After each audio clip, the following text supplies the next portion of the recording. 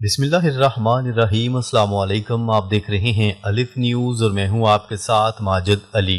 شامل کرتے ہیں پاکستان اور دنیا بھر سے breaking news headlines. Prince Sultan air base پر ایرانی حملہ، 12 امریکی فوجی زخمی۔ روئٹرز اور وال اسٹریٹ جرنلز کی رپورٹ کے مطابق ایران نے سعودی عرب میں پرنس سلطان ایئر بیس کو حملے کا نشانہ بنایا، جس میں 12 امریکی فوجی شدید زخمی ہو گئے۔ روئٹرز کے مطابق ایک امریکی عہدیدار نے جمعے کے روز بتایا کہ سعودی عرب میں پرنس سلطان ایئر بیس پر ایران کے حملے میں 12 امریکی فوجی زخمی ہو گئے ہیں، جن میں سے 2 کی حالت تشویشناک ہے۔ یہ تازہ جانی نقصان ان 300 سے زائد امریکی فوجیوں میں اضافہ ہے جو 28 فروری سے ایران کے خلاف شروع ہونے والی جنگ کے بعد زخمی ہو چکے ہیں۔ جمعے کے روز اس سے پہلے امریکی فوج نے بتایا تھا کہ ان میں سے 273 فوجی دوبارہ ڈیوٹی پر واپس آ چکے ہیں۔ اس جنگ میں اب تک 13 امریکی فوجی ہلاک ہو چکے ہیں۔ دری انصاف پاسداران انقلاب کے آپریشن وعدہ صادق کی 84ویں لہر، جس کا نام یا صاحب الزمان رکھا گیا تھا، میں ایرانی بحریہ نے جزیرہ بوبیان میں امریکی مراکز کو میزائلوں اور ڈرون سے نشانہ بنایا۔ حملے میں مختلف قسم کے خودکش ڈرونز اور بیلسٹک میزائل استعمال کیے گئے، جس کے نتیجے میں پاسداران انقلاب کے مطابق بڑی تعداد میں امریکی فوجی ہلاک اور زخمی ہوئے ہیں۔ پاسداران انقلاب اور ایرانی بحریہ نے الشیوخ کے بندرگاہ اور دبئی کے ساحل پر حملہ کیا۔ تازہ حملے میں امریکی فوجیوں اور ان کے جنگی سازوسامان کو نشانہ بنایا گیا۔ پاسداران انقلاب نے آپریشن کے دوران ٹیکٹیکل کشتیوں کو ڈبونے اور بڑی تعداد میں امریکی فوجیوں کی ہلاکت کا دعویٰ کیا ہے۔ پاسداران انقلاب کا کہنا ہے کہ خطے میں جہاں امریکی فوجی موجود ہوں گے، ان کے خلاف حملے جاری رکھیں گے۔ امریکی فوج کو مسلم سرزمین سے نکالنے تک فیصلہ کن کارروائی جاری رکھی جائے گی۔ خبر کے اگلے حصے میں بات کرتے ہیں ایران جنگ کے معاملے پر اسرائیلی وزیر اعظم اور موساد کے سربراہ کے درمیان اختلافات شدت اختیار کر گئے۔ ایرانی میڈیا نے دعویٰ کیا ہے کہ ایران جنگ کے معاملے پر اسرائیلی وزیر اعظم نیتن یاہو اور اسرائیلی خفیہ ایجنسی موساد کے سربراہ کے درمیان اختلافات شدت اختیار کر گئے ہیں۔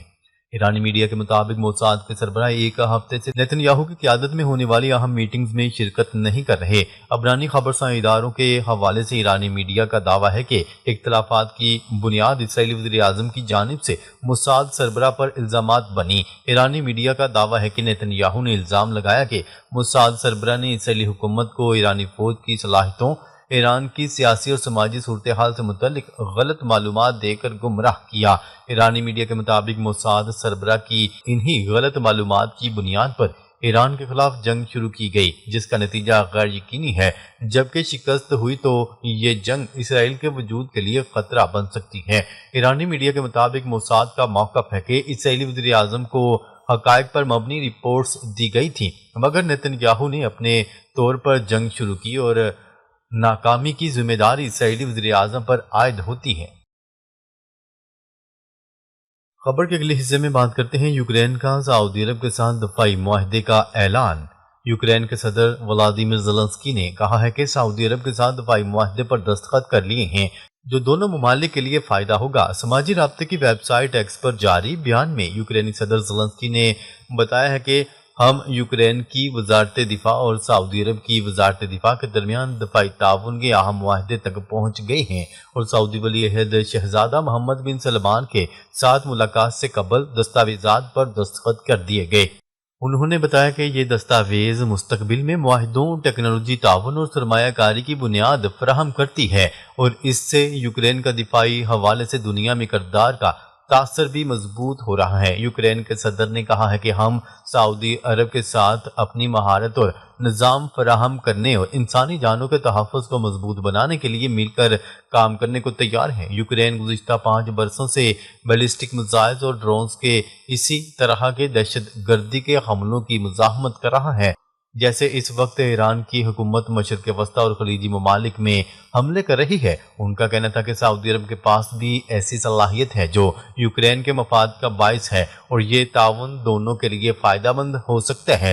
زیلنسکی نے سعودی ولی عہد شہزادہ محمد بن سلمان سے ملاقات کے حوالے سے شکریہ ادا کرتے ہوئے کہا کہ ہم نے مشرق وسطیٰ اور خلیج میں مجموعی صورتحال، روس کی ایرانی حکومت کو مدد، تیل کی مارکیٹ میں پیش رفت اور توانائی کے شعبے میں ممکنہ تعاون پر بھی تبادلہ خیال کیا۔ الجزیرہ کی رپورٹ کے مطابق سعودی عرب کی وزارت دفاع نے بتایا کہ امریکہ اور اسرائیل کے ایران پر 28 فروری کو کیے گئے حملوں کے بعد سے اب تک ایران سے داغے گئے سینکڑوں ڈرونز اور درجنوں میزائل ناکارہ بنا دیے گئے ہیں اور صرف جمعے کو تقریباً 6 میزائل روکے گئے۔ رپورٹ میں بتایا گیا ہے کہ طویل عرصے سے روس کے ڈرون حملوں کا نشانہ بننے والے یوکرین نے ایران کی جانب سے مشرق وسطی کے ممالک پر حملوں کے ساتھ ان ممالک سے دفاعی معاہدوں کی خواہش ظاہر کی تھی، اور راماما زلنسکی نے بتایا تھا کہ ایرانی حملوں کے خلاف دفاع میں تعاون کے لیے 201 اینٹی ڈرون ماہرین کو مشرق وسطی میں تعینات کیا گیا ہے۔ خبر کے اگلے حصے میں بات کرتے ہیں۔ اسرائیل نے سویلین جوہری تنصیبات پاور پلانٹ کو نشانہ بنایا، ان جرائم کی قیمت چکانا پڑے گی، ایران نے خبردار کر دیا۔ ایران کے وزیر خارجہ عباس اراغچی نے کہا ہے کہ امریکی صدر ڈونلڈ ٹرمپ کی سفارتکاری کے لیے تاریخ میں توسیع کے باوجود اسرائیل نے جوہری تنصیبات، پاور پلانٹ اور اسٹیل تنصیبات کو نشانہ بنایا۔ سماجی رابطے کی ویب سائٹ ایکس پر جاری بیان میں ایرانی وزیر خارجہ عباس اراغچی نے کہا کہ اسرائیل نے ایران کے 2 اسٹیل فیکٹریوں، ایک پاور پلانٹ اور جوہری تنصیب کو نشانہ بنایا۔